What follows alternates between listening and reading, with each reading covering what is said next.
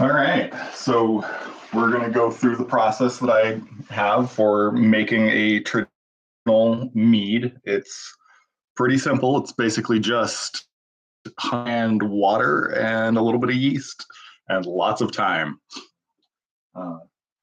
I've got one 5-gallon jug. It's a wide mouth. I generally prefer to work with glass. When I first got started, I started with 1-gallon like Arrowhead water jugs. And I found that the plastic, you can taste it at the end step. And so I switched over to glass. The 5-gallon jugs are a little bit expensive, but I think it was worth the investment. The honey that I'm going to be using today, it's Kirkland brand wildflower honey. You get it from Costco. I generally do about 2 pounds of honey per gallon of water.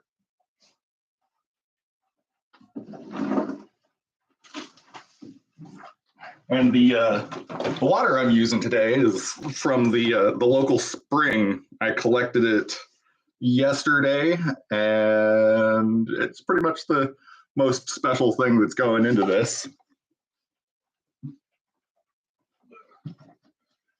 That being said, let's get started.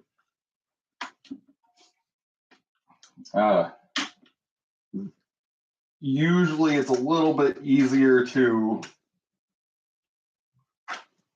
mix your honey in warm water, but I'm just going to stir it. It should be good enough.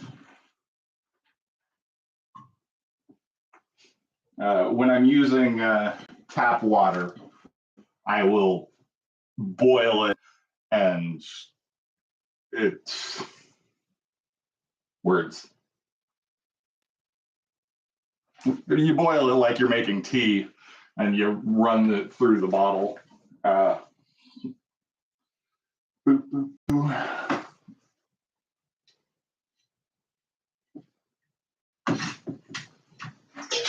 Hardest part of this whole process is getting the honey out of the jug.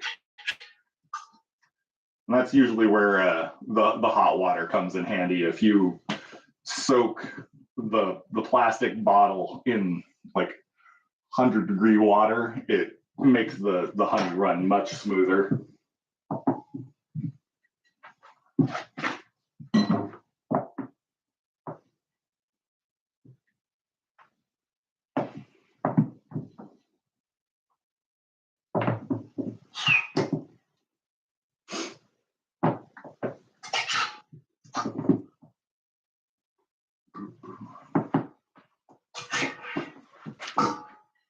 I feel like at some point I should probably get the camera closer so it's easier to see.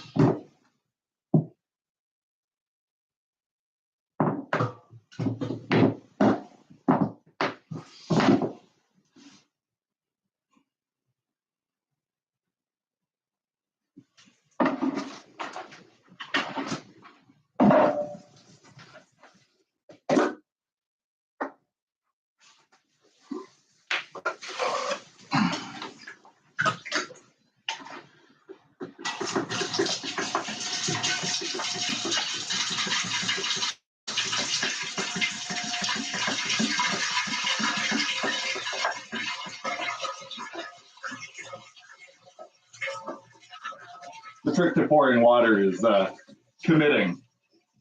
If you hesitate, you'll probably spill it.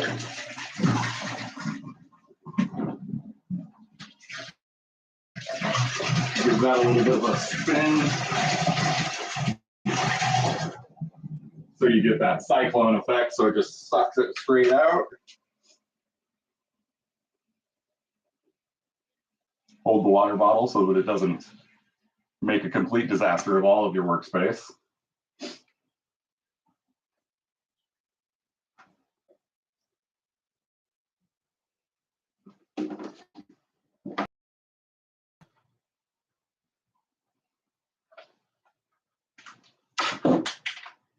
Gone forever.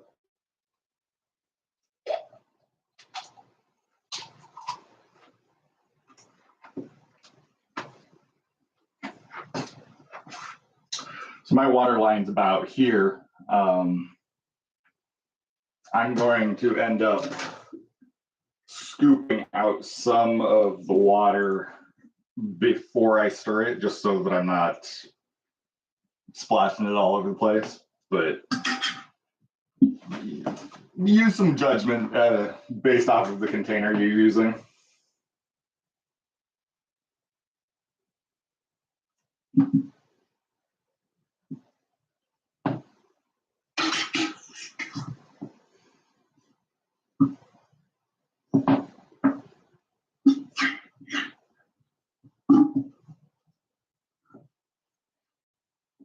I say use some judgment, like I'm not sitting here trying to do an instructional. When your water level, I try to keep it underneath the curve of the vessel, just because as it ferments, the level will rise, especially if you're using fruit in your mix. I actually have 2 blackberry jugs going right now, and when they first start, the blackberries try to form like a cap, and they will shoot out of your bubbler, your airlock, and it's a disaster. Like, it is the worst part of mead making, is when or any kind of brewing, when you're in the middle of a ferment and it just explodes. And there's 2 ways that it can explode. Either you have a sealed container and it's not able to release pressure fast enough, so it violently explodes. I don't use the flip top for any of my home brews anymore because of that. Or it just erupts like a volcano and will paint your walls.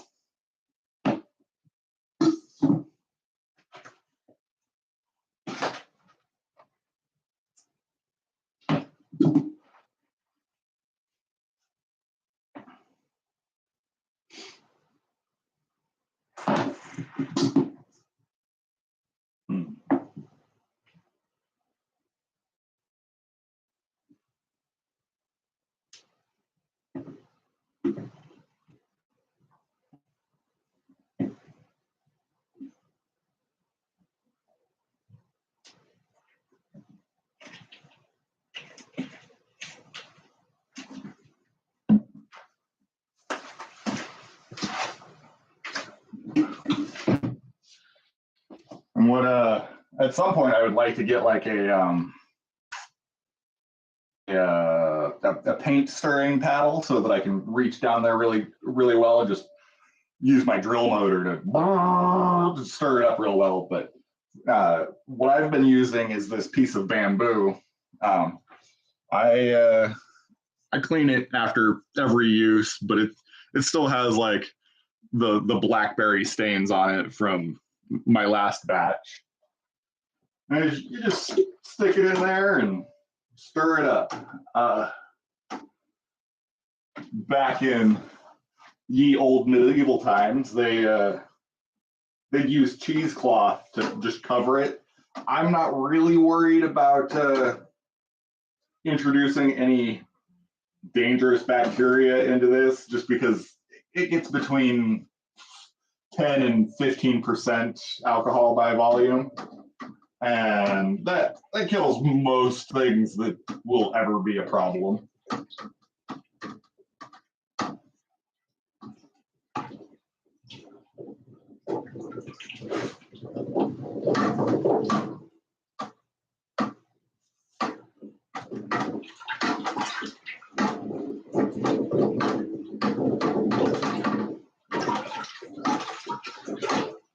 I'm just trying to get the majority of the honey off of the bottom of the jug. As you can see, as I'm stirring it, it is mixing. The water is no longer clear. I sure hope you can see that well enough.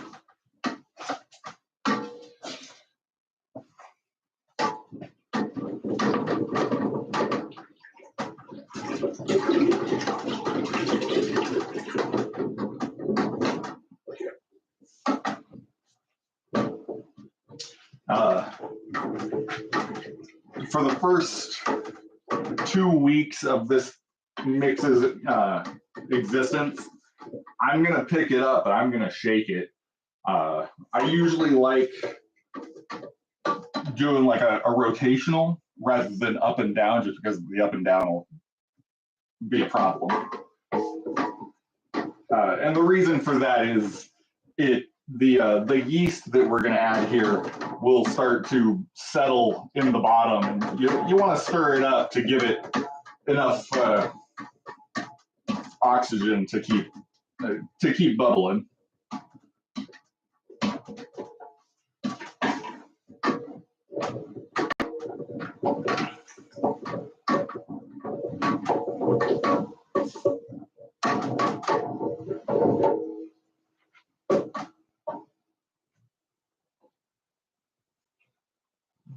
Like that.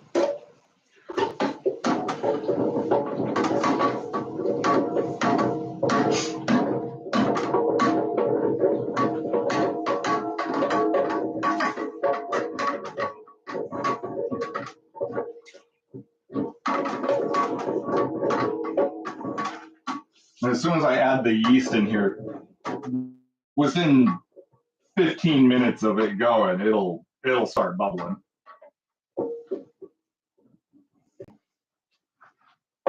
Looks like I got all of the honey mixed in there well enough.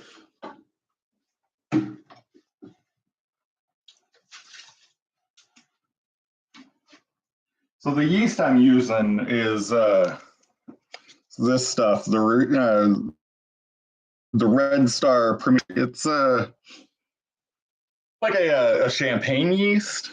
I like the effervescence that adds to it. It is an interesting mouthfeel.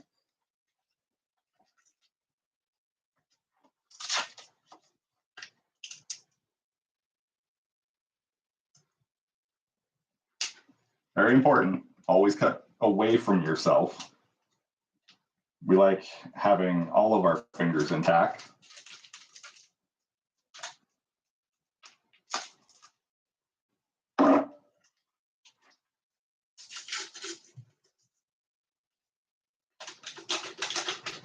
And you just dump that whole packet in there. And the packet says it's good for 5 gallons.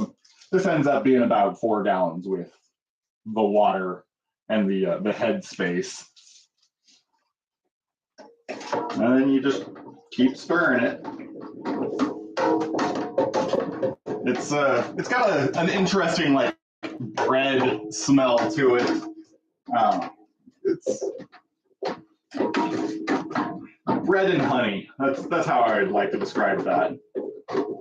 And you know, speaking of bread, I've several people who were hesitant about getting started brewing their own mead. And like I said before, I started with 1 gallon Arrowhead water bottles, and my airlock was just like a party balloon with a hole poked in it so that it could release the gases. the yeast that I was using was the Fleshman's Quick Rise bread yeast. And I'm not going to say that that first batch of mead was good. It was definitely drinkable. I would say the alcohol content on that was probably like 9%. My biggest issue with using the bread yeast, even though, you know, most yeasts are basically the same bacteria, fungus, I don't know, animal. It's it definitely had a very bready after flavor. Whereas with the wine yeast, I find that the berry flavors come out a little bit stronger, and the honey really pops out.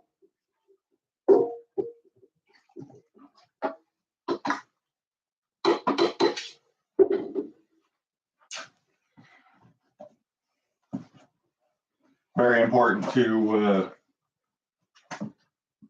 do a wipe down so you're not dripping yeasty honey water all over the place, because everybody that comes into the room will know it if you do. You know, after like a week.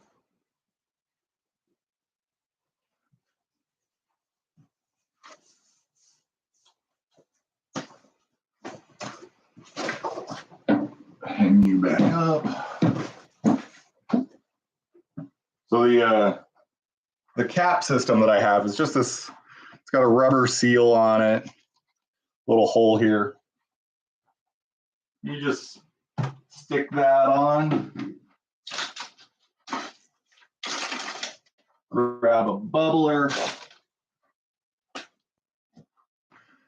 and it's an airlock. You fill it up to the line.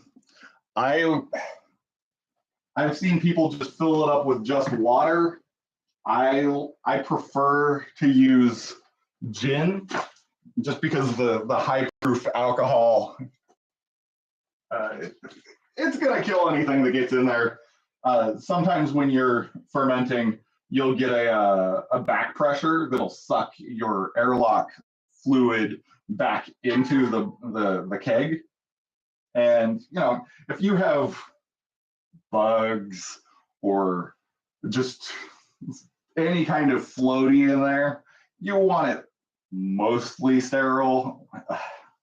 Try to avoid getting bugs in your brew, but if you see a bug floating in it, it's not going to kill you. That's, I say that, but the number of times I've gotten an actual bug inside my airlock is like twice in the 400 gallons of alcohol that I've brewed in the last 5 years. I say 400 gallons, 265.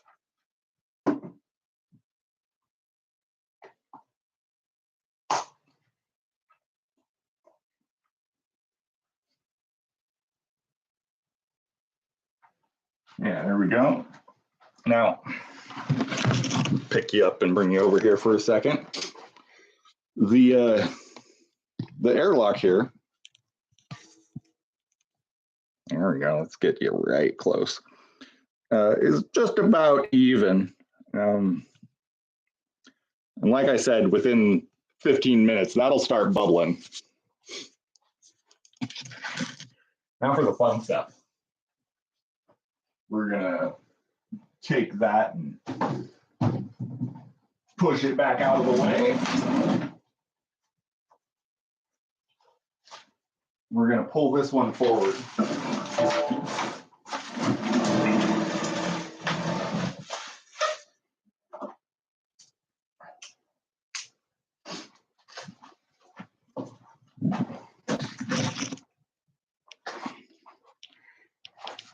So this one was started about, what's that? How does math work? 8 months ago. And like I said, 10 pounds of honey, Red Star Rouge. This little handle, these are great for the narrow-necked bottles.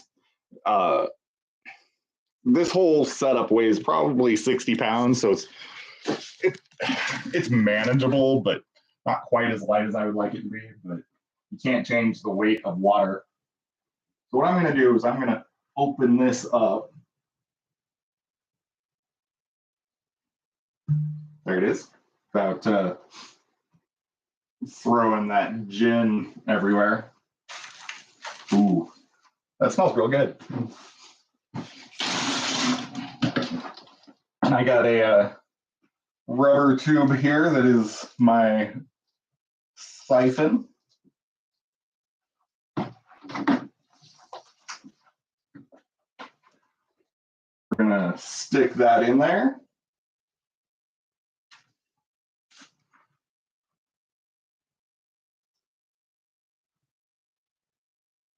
We're gonna kink it over just so that there's some air pressure.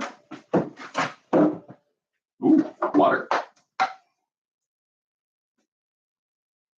Hydrate or dihydrate.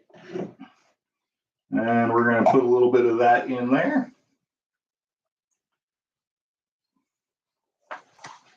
Drop that back down in there so we don't lose it.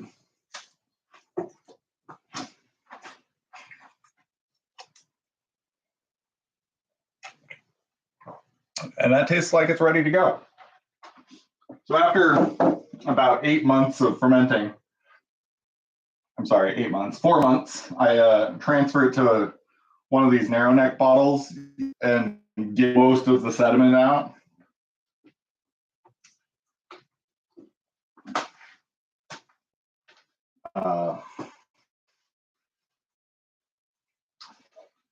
This is probably the most time-consuming aspect of it, is bottling. I mentioned this on the Facebook page, but I generally recycle bottles just because it's $20 for 12 bottles. And if you can recycle them, you can get them for almost free. I'm soaking them in hot water to peel the labels off, and I'm using Star Sand to sanitize the interior of the bottle. It's like an acidic solution that just kills everything. According to the label, it's safe to drink, so I haven't had a problem with it yet.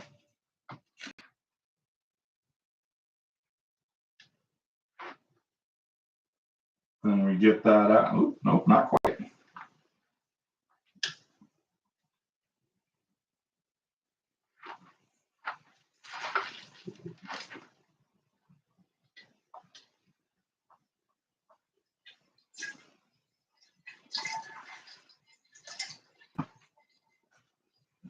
And we use the siphon and fill up the bottles.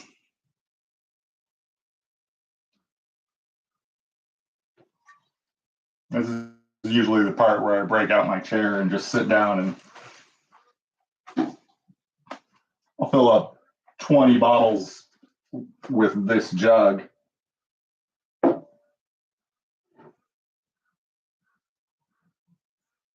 I don't think I'm going to make you sit through me filling 20 bottles of alcohol. That doesn't sound like a good time for anybody.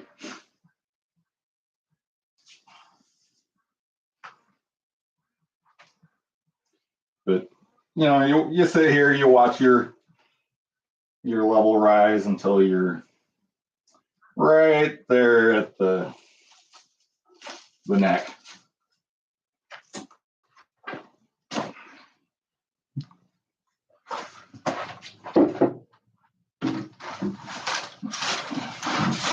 Go back into my bag of tools. So this is a stick the cork in there. It drops down here.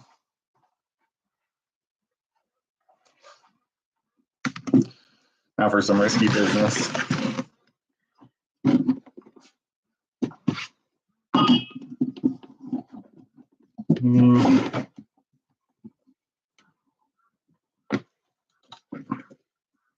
I don't trust this shelf enough to do that there. There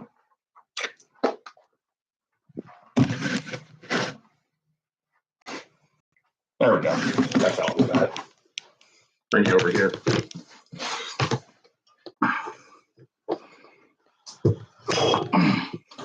And I gotta lean into that pretty good to get that cork in there.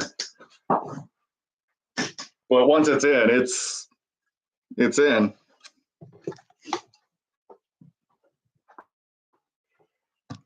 You can definitely pay $100, $150 for a welded or a pneumatic corker. I paid $15 for that. I'm pretty happy with it. It gives me a pretty good workout.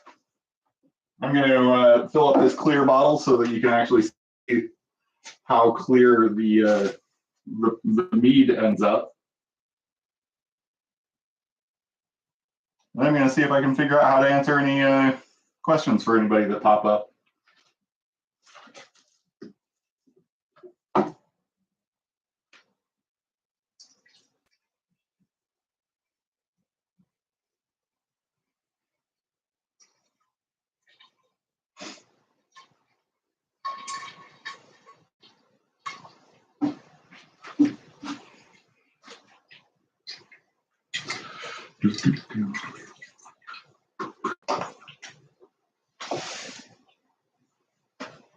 At some point, I will definitely make a 10-minute video that cuts out all of the wait time on how I do this.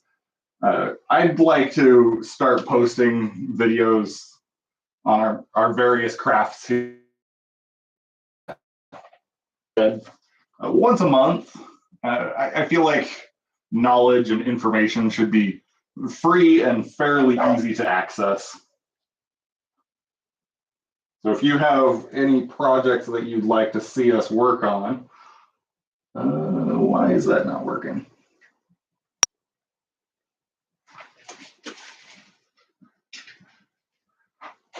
There we go. I need to get a squeezy pump for this so that it's a little bit easier to get going. But like I said, I started out real cheap and I'm slowly upgrading equipment as I find funds and need then funds, order of operations.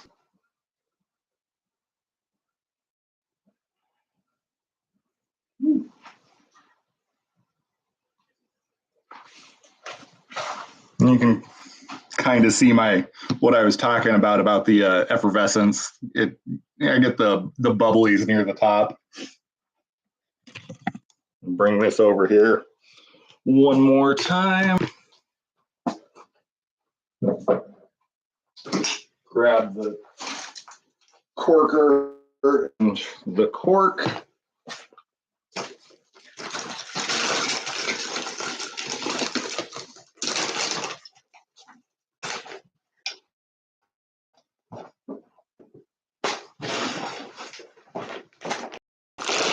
New bag of corks.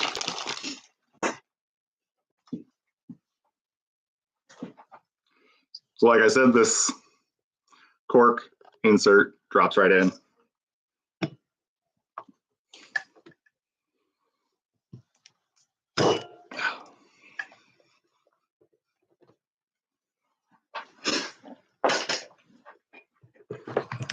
All right.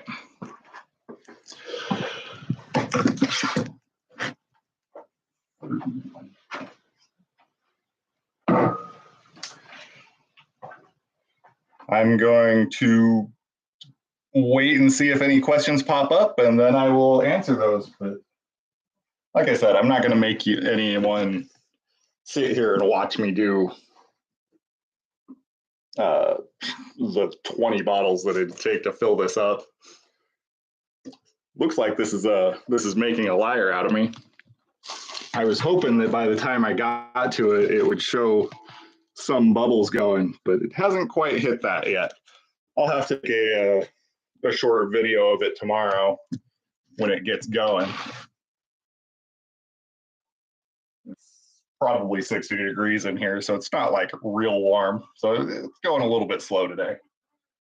But thank you everybody for watching, and hopefully you'll join me for the next one. Boop.